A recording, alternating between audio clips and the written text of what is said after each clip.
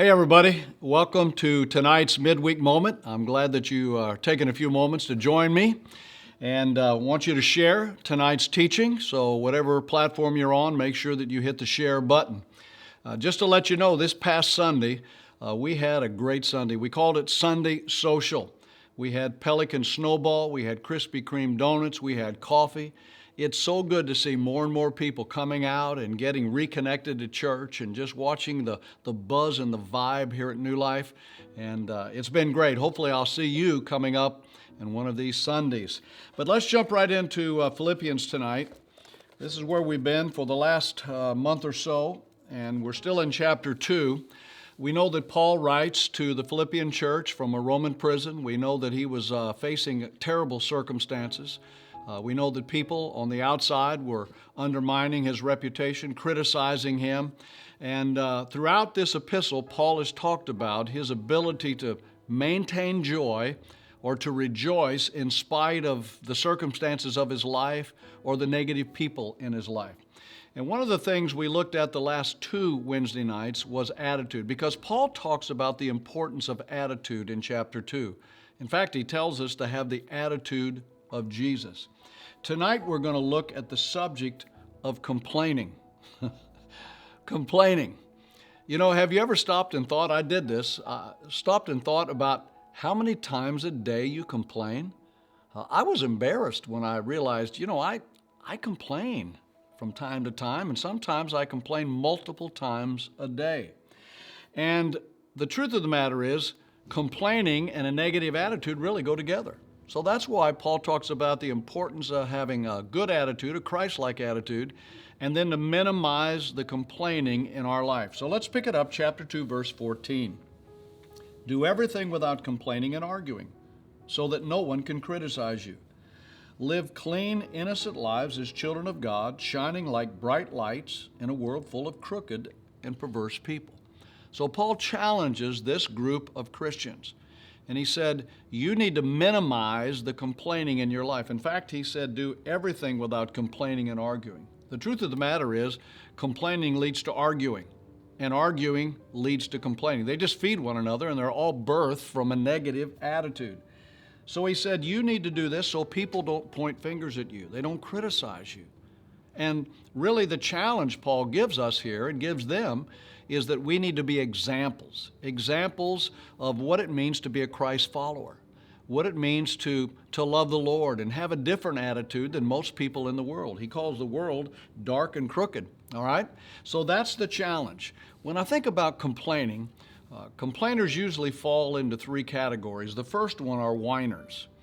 Everybody knows whiners. Maybe we whine sometimes. Whining is a form of complaining. And the whiner usually says stuff like, life's not fair, or I don't deserve this, or, I deserve better, or why can't I get a break, or everybody has it easier. When I read in Matthew chapter 20, Jesus taught a parable on the laborers in the vineyard. And in this parable, the owner of the vineyard hired people in the morning to work in the field, in the vineyard, and then he hired people later in the afternoon to work in the same vineyard. And he paid everybody the same price. And the people that were hired in the morning complained. They whined because the people hired later in the day got the same price. But the truth of the matter is, if you own the vineyard, you can pay people whatever you want to pay them.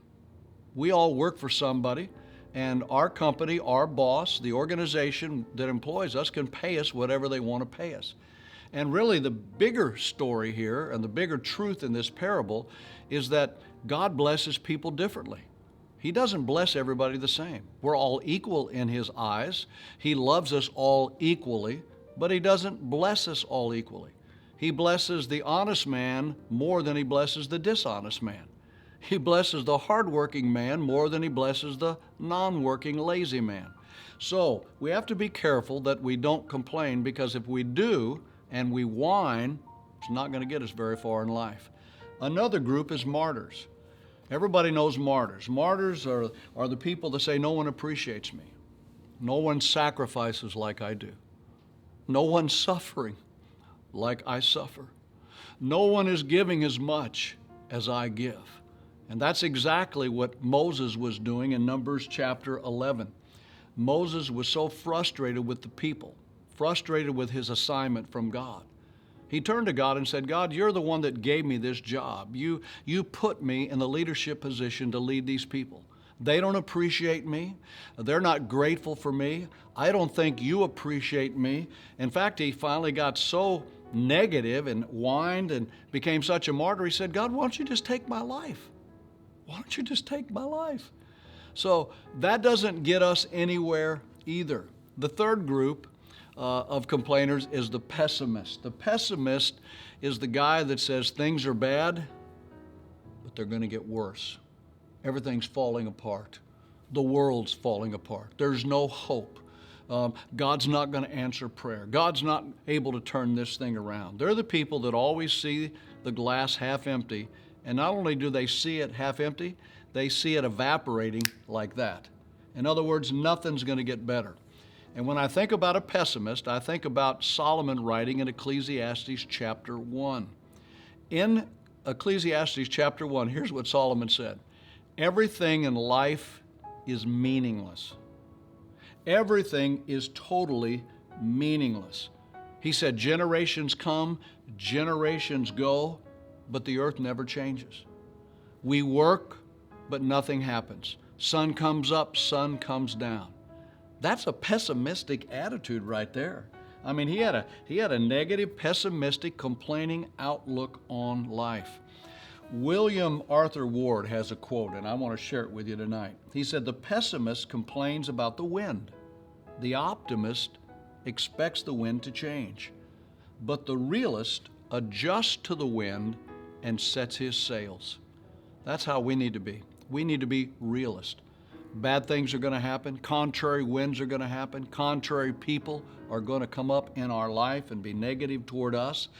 But we're not going to complain and get out of the situation. We just need to adjust our attitude, adjust the spiritual and emotional sail in our life, and we just need to sail on into what God wants us to do. All right? So let's talk about some keys on how we can conquer or overcome complaining in our life. I'm going to share 2 with you tonight, and then I'll share 2 with you next week.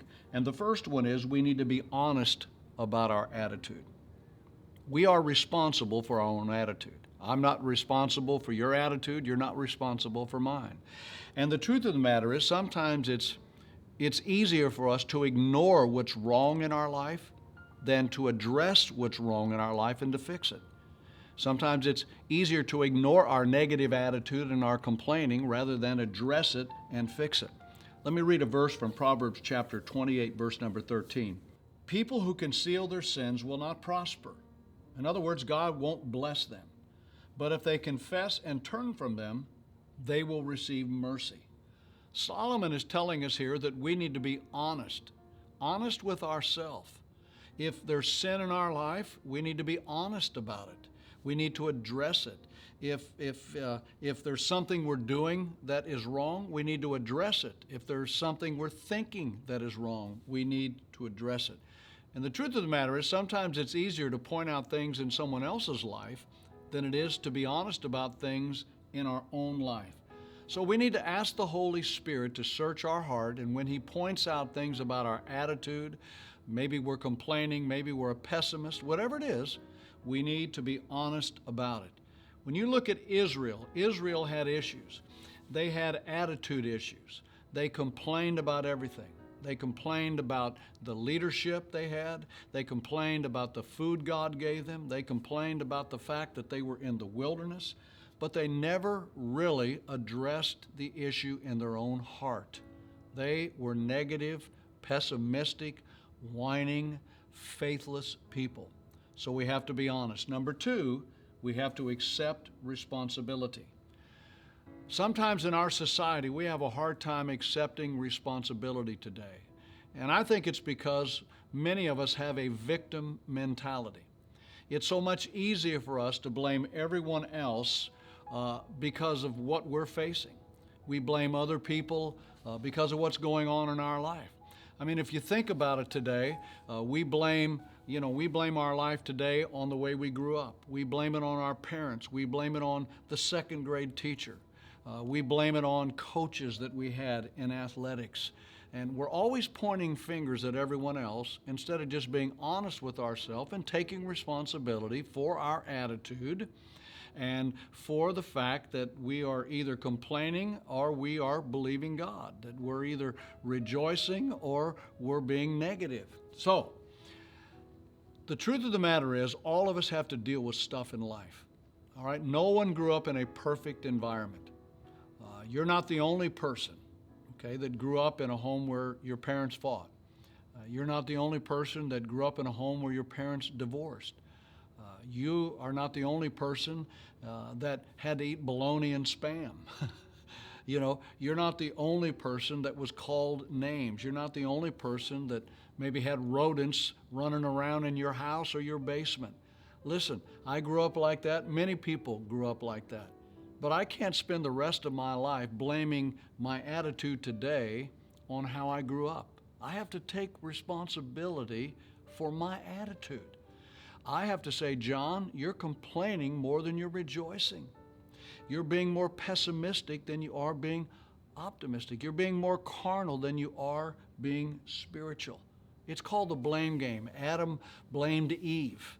And we know that Aaron blamed the people of Israel when the calf was built. Yes, they built it, but they built it under his leadership. He should have taken responsibility and told the people no. We know that Saul was notorious for blaming everyone else for his problems. He blamed the prophet Samuel. He blamed the people of Israel for his problems. When the truth of the matter is, it was all about his heart. It was about his attitude. Now, I'm not minimizing the pain in your life. I'm not minimizing the disappointments that you and I have experienced in our life. But we've got to stop living in the past. We've got to stop blaming everyone else. We need to take responsibility for our attitude. Attitude is a choice. And so if we choose to have a better attitude, if we choose to think on things that build a better attitude, we will find that we are complaining less and rejoicing more. Paul wasn't in prison complaining. He was in prison rejoicing. The joy of the Lord was his strength. So next week we'll pick it up here again. I'll give you a couple other keys on how we can change our attitude and get a better attitude and how we can conquer complaining in our life. In the meantime, I hope you can join us this Sunday, 9:15 or 11:15. You can join us here on campus in live services. You can watch us online. However you choose to worship with us, I look forward to seeing you again. All right? God bless. Have a great week.